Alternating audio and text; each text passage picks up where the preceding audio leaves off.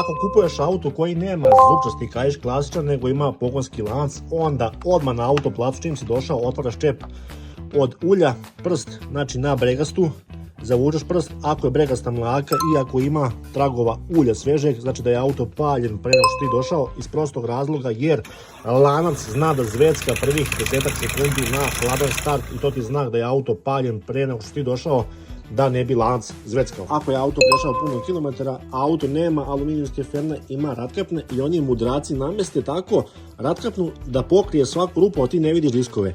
Momentalno kad dođeš čupaj ratkapnu napolje da vidiš disk. Gurni prst, ako ima zub, znači spuštaš cenu maksimalno. Situacija broj 2, ako zna da su baš loši diskovi i da auto ima ulaganja odmah, on stavi vezice na ratkapne, ti ne možeš da skineš.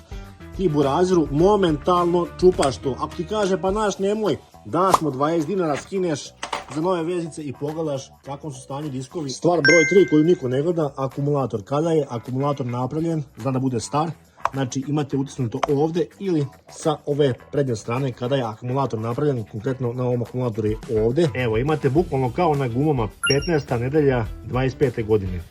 Nemoj da mi budeš lenj kad kupuješ polovan auto jer imat ćeš dodatnih troškova. Obavezno čim nešto nađeš cena maksimalno dole, ako neće štrafta. A pre kupovine auta obavezna provjera Car Vertical, imate i kod ROG20, 20% popusta na cijeli izveštaj. Mnogo ti znači pri kupovini polovanog auta, da li je spušten, da li je lupan i da li je bio taksi vozilo, a mnogo ih i takih.